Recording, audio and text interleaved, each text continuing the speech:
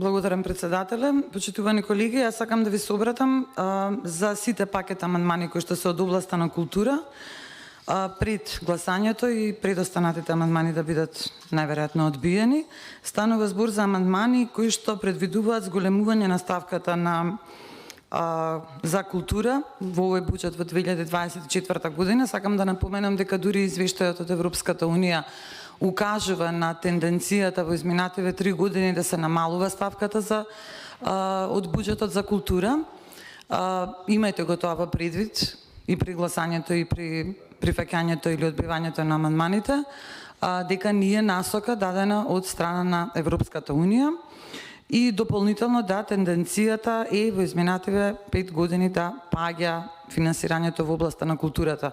Претпоставувам дека тоа се должи заради одредени недостатоци во културата, како што е немањето на стратегија за култура, која што досне веќе година и пол, како и оние работи кои што не се доуредени со Законот за култура како матичен закон, меѓутоа и со другите законски решенија кои што бараат измени. Нормално културата е жива материја и се менува. Со следниви амандмани, зошто бараме промоција, например, на овој амандман, зашто бараме зголемување? Затоа што во изминативе 2-3 години, ќе посочам пример од секоја институција, например, Националната установа ансамбл за народни игри и песни танец на Македонија, за жал нема реализирано сериозни турнеи. Јас ќе дадам пример од изминативе 20 години како танец патуваше по сите континенти во светот, а во изминативе 3 години, освен на јадрански турнеи кои што се во соседството, нема мрднато на никоја посериозна турнеја. Ќе давам пример само, затоа бараме поголеми средства, бидејќи поголемите турнеи и чинат повеќе нормално.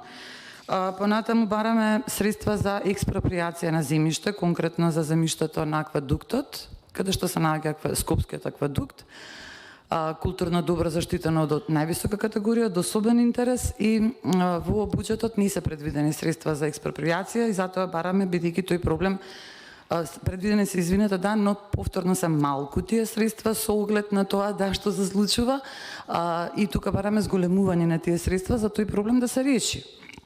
Значи, еднаш за секогаш да се реши, да не биде вака парцијално. Туку, колку што сум запознаена со целата процедура на состојбата на Скопскиот аквадукт, целата документација е завршена, процедурата е завршена, се чека уште на експроприација на имот. Бараме повисоки средства за да таа експроприација се случи одеднаш, а не парцијално, па да достан сите други работи конзерваторски. Понатаму бараме амандман за возобновување на Свети Климентовиот универзитет на Плавашник, покачување на средствата исто така. Значи, сето ова е во насока да се заврши работата, бидејќи во културата во изминативе години парцијално се финансира проекти и тие проекти никогаш не може да се дозавршат. Например, ќе го спомнам театарот во Тетово, кој што секоја година добива огромни средства, а никако да се заврши. И секоја година имаме истата ситуација, министерката оди таму, се фотографираат, прават настан во кој што промовираат и следната година повторно гледате во ставката за буџет издвоени средства и тоа високи, секоја година се повисоки, а проектот никако да заврши. Затоа се барат поголеми средства за сите овие ставки. Не велам дека не се одвоени, туку се да се зголемат. Исто така бараме зголемување на средствата во издавачка и библиотечна дејност. Даваме амандман за зголемување на средствата во филмската дејност, каде што се намалени средствата за разлика од минатата година во филмска дејност.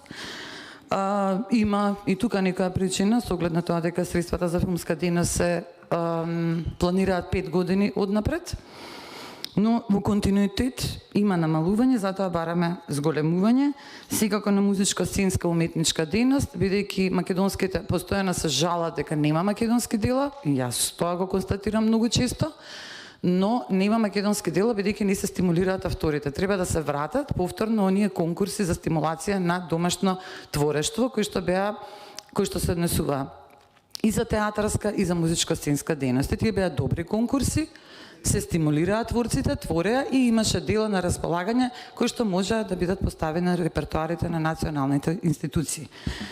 во однос на значи тие се тие амандмани за драмска, музичка, сценска дејност, како и за фолклорна и сценска уметничка дејност.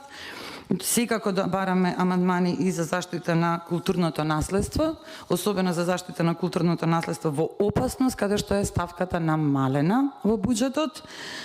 И затоа бараме зголемување на оваа ставка, особено затоа што имаме објекти од областта на културното, на недвижното културно наследство, кои што барат и на конзервација, како што е, постојано го зборам тоа, примерот со манастирот во Матеиче.